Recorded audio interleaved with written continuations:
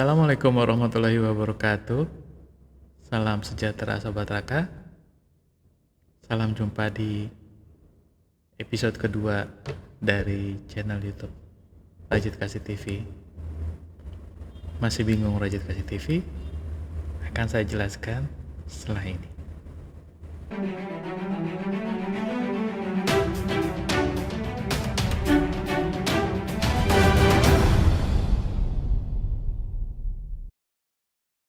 Sobat Raka, nama saya Fahrizal Ibrahim atau panggil Rizal saja, seorang profesional fotografer di Jakarta. Saat ini samping kesibukan sebagai fotografer, saya ingin mendedikasikan waktu saya untuk menjadi redaksi Rajit Kasih TV di YouTube channel. Pengalaman sekitar 20 tahun yang lalu, saat saya menjadi redaksi Tali Kasih, sebuah acara televisi, begitu tertanam di hati saya. Apalagi adanya momen pertemuan ibu dan anak yang terpisah selama 49 tahun saat saya menjadi redaksi Tali Kasih. Ide membuat versi baru Tali Kasih menjadi Rajit Kasih TV karena saya melihat perkembangan teknologi dan YouTube yang begitu pesat. Bukan hanya disebabkan kesedihan ditinggal almarhumah ibu saya dan pandemi COVID saja. Lalu digabung dengan pengalaman saya sebagai copywriter, scriptwriter, web content, fotografer dan videografer, dan tentu saja redaksi Tali Kasih. Niat menjadikan acara Rajit Kasih TV ini untuk menjadikan dan merajut kembali tali silaturahmi yang terputus dan menolong sesama kita yang sedang kesulitan. Nah, dengan makin majunya teknologi saat ini membuat saya berpikir untuk menjadikan sarana pencarian tanpa batas daerah, wilayah, dan negara. Bagaimana prosesnya? Saat ini smartphone sudah bukan barang eksklusif ya. Biasanya di dalamnya sudah ada internet terpasang, paket-paket internet. Dan YouTube sudah terpasang ya di dalamnya, atau Anda bisa mengunduh atau menginstal dari aplikasi di smartphone atau handphone Anda. Jadi YouTube channel, internet, fitur video di smartphone dapat membantu niatan tadi untuk merajut tali silaturahmi, pencarian binatang atau orang hilang ke pelosok-pelosok negeri, bahkan antar negara. Semua itu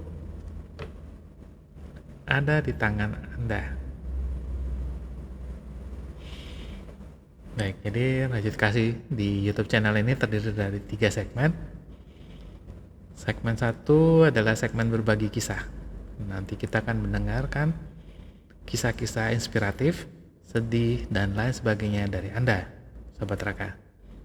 Mudah-mudahan dengan berbagi kisah dapat membantu beban di hati, tentunya mengangkat ya beban di hati Anda, bahkan kita yang mendengar bisa mendapatkan hikmah dan pelajarannya. Segmen 2 adalah segmen pencarian orang. Anda dapat melaporkan keluarga yang hilang, misalnya mencari orang tua yang menderita pikun atau demensia, anak ABK hilang dari rumah, atau mungkin Anda terpisah puluhan tahun dari orang tua karena diadopsi dan dibawa ke luar negeri, dan lain sebagainya. Pencarian orang hilang ini begitu jadi perhatian saya pribadi, bukan hanya karena saya dulu pernah menjadi redaksi Tali Kasih, karena saya memiliki anak berkebutuhan khusus yang belum lancar berbicara. Dia pernah hilang dan pergi dari rumah 2 kali, dan alhamdulillah masih bisa diketemukan. Jadi saya tahu sekali rasanya kehilangan itu. Lalu ada segmen 3, segmen sayangi binatang. Di sini kita akan membantu menyiarkan pencarian binatang peliharaan Anda yang hilang. Selain itu, ada program edukasi seperti adopsi, sterilisasi, pencegahan kekejaman terhadap binatang. Kalau boleh saya kutip dari hadis, Nabi Muhammad Shallallahu Alaihi Wasallam pernah bersabda, orang-orang yang penyayang akan disayang Allah yang Maha Penyayang. Sayangilah makhluk di bumi, niscaya Allah yang ada di atas langit akan menyayangi kalian. Hadis Abu Dawud dan At-Tirmizi. Nah, Anda Sobat Raka bisa berpartisipasi dengan melakukan pelaporan, berbagi kisah, dengan merekam video di smartphone Anda sesuai dengan 3 segmen tadi. Kirimkan ke redaksi, kemudian kami, tim redaksi akan menayangkan kisah atau berita laporan kehilangan tadi di YouTube channel Rajut Kasih TV. Sobat Raka juga dapat membantu kami jika Anda bertemu dengan orang atau binatang yang dilaporkan hilang tadi dengan menghubungi redaksi Rajut Kasih melalui WhatsApp 081263085911 hanya WhatsApp ya, atau email ke redaksi.rajutkasih@gmail.com. Nanti semua penemuan laporan akan kami verifikasi, cocokkan dengan bukti sesuai kasusnya. Kami akan menyaring dari orang-orang iseng atau berniat jahat terhadap pelapor dan pihak keluarga korban.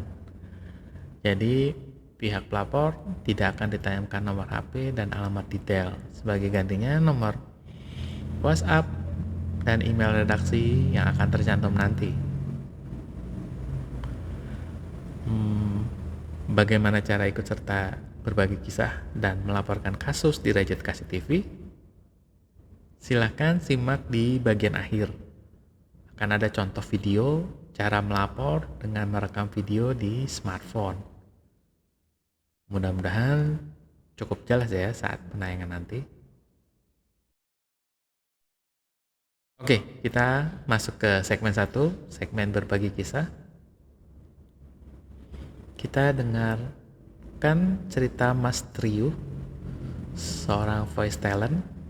Dia ingin mengucapkan terima kasih kepada seseorang yang berjasa di kehidupannya dan binatang peliharaan. Terutama saat Mas Trio dalam kondisi terpuruk, kondisi ekonominya, tambah sakit. Orang inilah yang membantu. Namun di suatu ketika orang ini hilang kontak sama sekali. Dalam kesempatan ini, Mas Trio ingin mengucapkan rasa terima kasihnya dan ingin menyambung tali silaturahminya kembali. Mau tahu lebih jelasnya? Simak video berikut ini.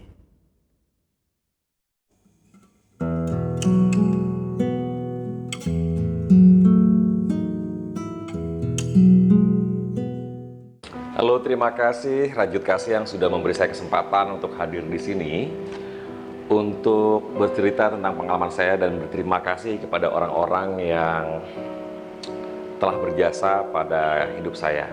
Oh ya, perkenalkan, nama saya Trio Hendra. Saya seorang voice talent karena itu pekerjaan saya sampai saat ini dan saya sangat menikmatinya. Tapi pada tahun sekitar 2017-an ya, saya punya masalah besar, yaitu saya menderita sakit GERD yang sangat parah dan saya tidak bekerja pada saat itu. Pengalaman ini sangat berkesan buat saya ya, dalam arti benar-benar terpuruk banget pada saat itu, dan saya harus kehilangan anak-anak bulu saya yang sangat saya sayangi gitu ya, karena saya pecinta binatang. For your information, saya pecinta binatang, saya piara kucing terlantar.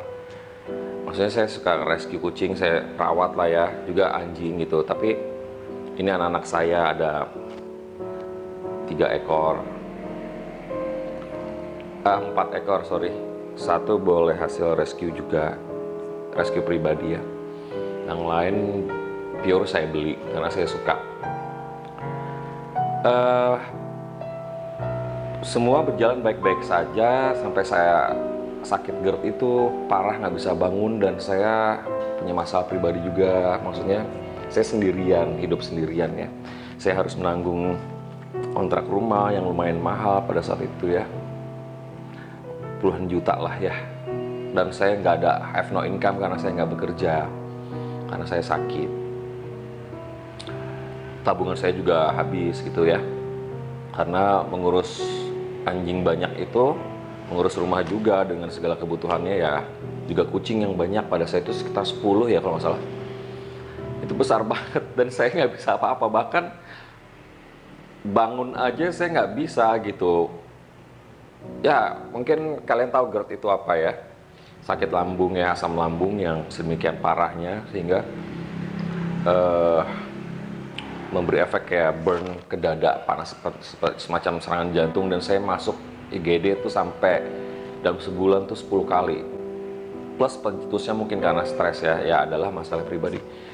Dan pada saat itu berbarengan dengan saya punya bisnis makanan juga saya tinggalkan. Pokoknya semuanya lagi down banget. Saya harus mikirin anak-anak saya gitu kan ya. Sehingga saya waktu itu masih pakai Facebook. Saya punya teman dog lover banyak gitu ya. Maksudnya kenalan dog lover.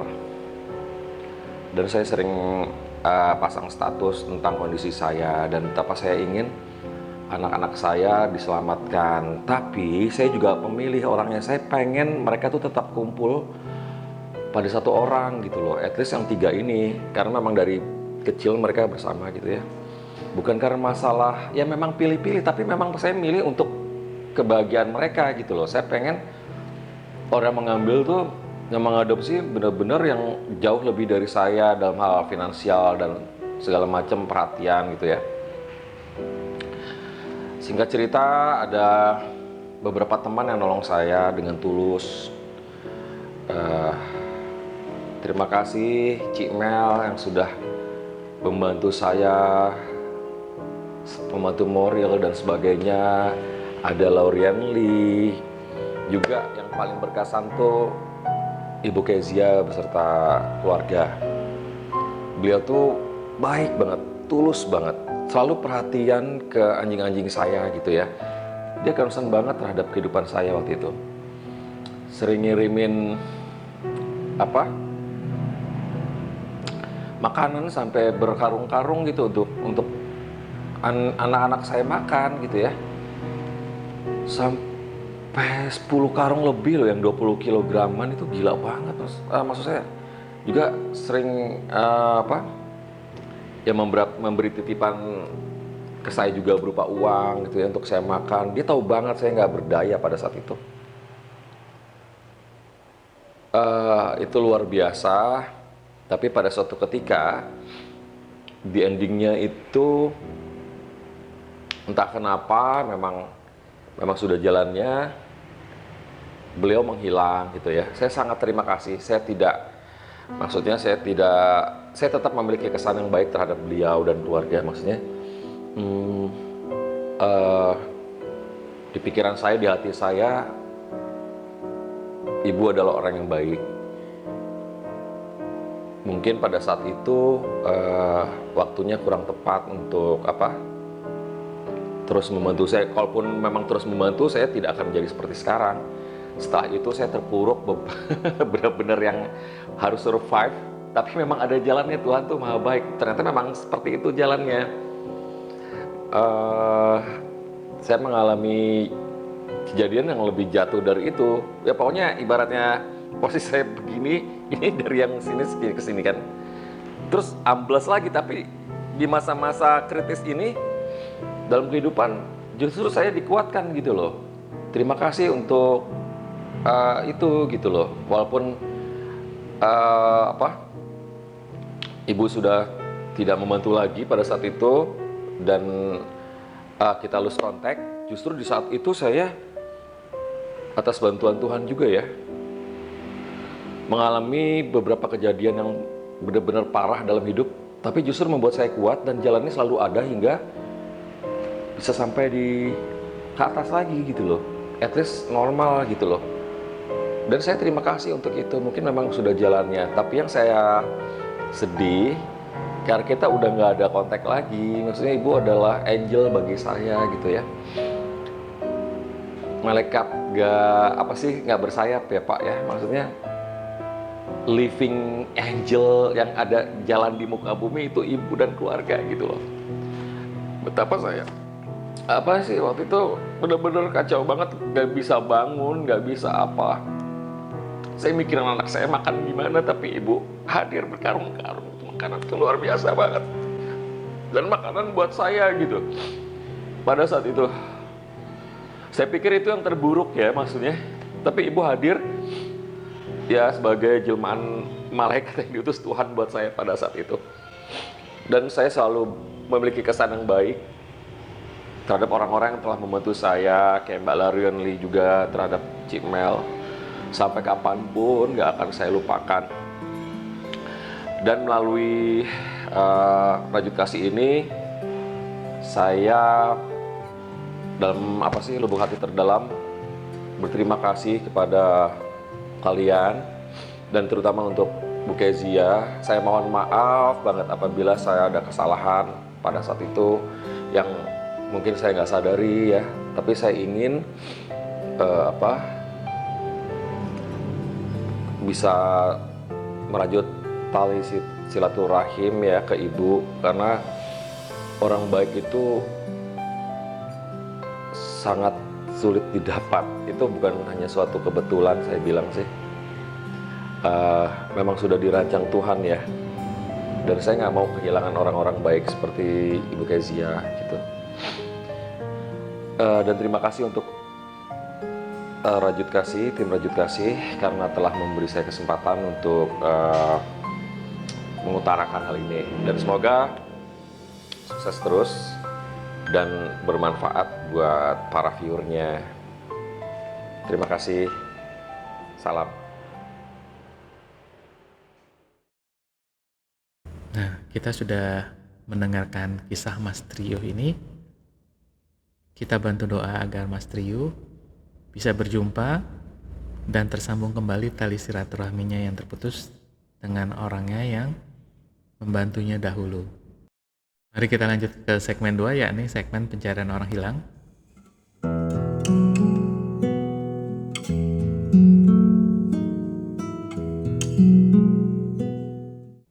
Akan saya bacakan kasusnya. Ada kasus anak hilang, sudah 7 bulan hilangnya. Seorang anak balita bernama Sakia Rafifa Islami, atau panggilannya Kia. Umur 2 tahun, 7 bulan. Hilang dari rumahnya pada 9 Agustus 2021. Diduga Kia menjadi korban penculikan. Saat itu Kia sedang bermain dengan tetangganya yang berumur 6 tahun. Di lokasi bermain tidak ada orang dewasa. Menurut saksi mata yang juga teman bermain, Kia dibawa dan digendong seorang perempuan. Ada seorang laki-laki yang menengok kondisi sekelilingnya bersama perempuan tadi. Mari kita lihat foto terakhir Kia. Kita sama-sama berikhtiar membantu mencari. Insya Allah Kia bisa dipertemukan kembali ke orang tuanya. Kita lihat fotonya Kia yang terakhir.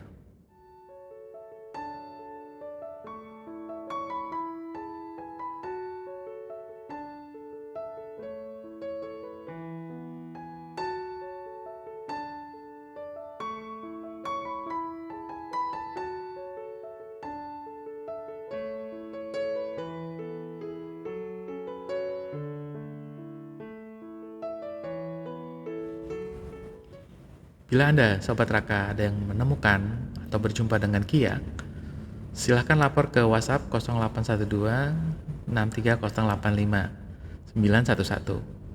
Hanya WhatsApp atau email kami di redaksi.rajutkasih@gmail.com. Setelah kami verifikasi, akan kami rekam dan tayangkan penemuan tadi. Oh iya Sobat Raka, apabila di kasus anak, orang hilang, atau binatang hilang, ternyata sudah kembali dan diketemukan sebelum penayangan di YouTube kami, tolong redaksi Rajut Kasih dikabari agar kasusnya akan diupdate di episode berikutnya. Dan kita masuk ke segmen 3, segmen Sayangi Binatang.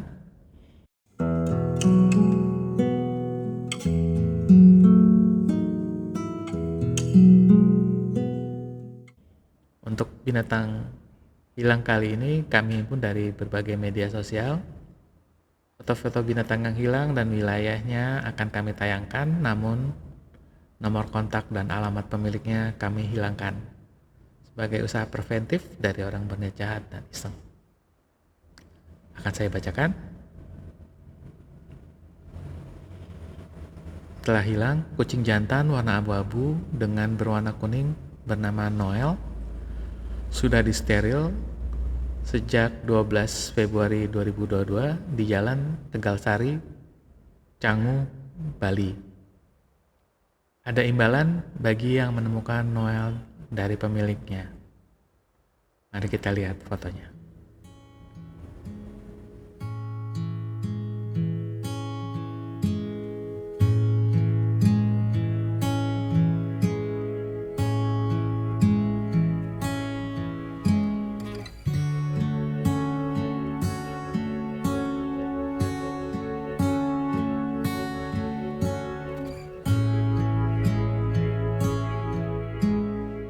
Jika Sobat Raka ada yang menemukan atau berjumpa dengan kucing yang bernama Noel ini, silahkan laporkan ke WhatsApp kami 081263085911 atau email kami di redaksi.rajutkasih@gmail.com.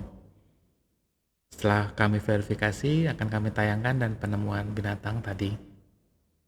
Sebelum kami tutup Rajut Kasih TV, kami ingin memberitahukan cara proses pelaporan dan berbagi kisah ke redaksi melalui WhatsApp dan email. Silakan simak.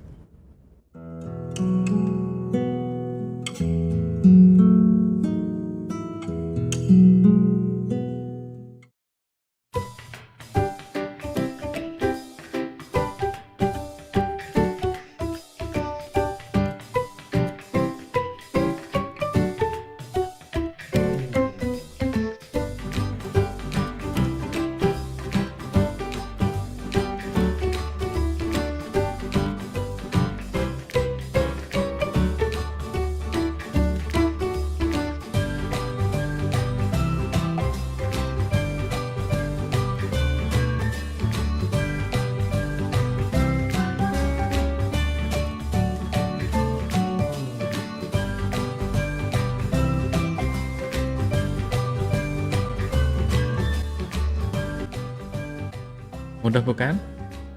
Jadi kirimkan kisah-kisah Anda Sobat Raka atau laporan soal orang dan binatang peliharaan yang hilang ke WhatsApp, email redaksi yang tertera di layar. Apabila Anda Sobat Raka ingin langsung kami rekam kisah atau laporannya, Sobat Raka bisa kontak redaksi di WhatsApp dan email untuk pengaturan jadwalnya. Mohon maaf, sementara ini hanya bisa dilakukan di wilayah DKI Jakarta. Perekaman kisah dan laporan orang dan binatang hilang akan dilakukan sesuai protokol kesehatan. Sobat Raka juga tidak bisa mendadak bila ingin kami rekam video laporannya. Harus daftar dahulu ya.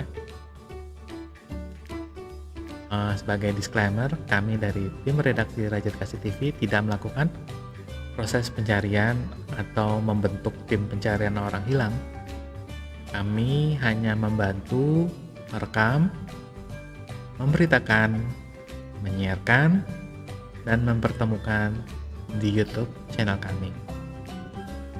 Kami tidak bertanggung jawab bila di dalam laporan Sobat Raka nanti ada masalah dengan hukum, karena setiap laporan sudah disetujui ditayangkan di acara Rajut Kasih TV oleh pihak lapor. Semua tayangan video Rajut Kasih TV di YouTube channel merupakan rekaman dan bukan siaran langsung. Ada proses seleksi kasus-kasus, tahapan perekaman, editing, dan uploading. Jadi tidak otomatis hari ini lapor, besok sudah tayang. Mudah-mudahan Sobat Raka maklum ya. Oh iya, terakhir, tim redaksi Rajut Kasih TV tidak memungut biaya alias gratis dalam peliputan, menerima laporan, dan penayangannya. Nah, Sobat Raka, nantikan episode-episode berikutnya. Jangan lupa subscribe dan like acara ini. Terima kasih. Wassalamualaikum warahmatullahi wabarakatuh.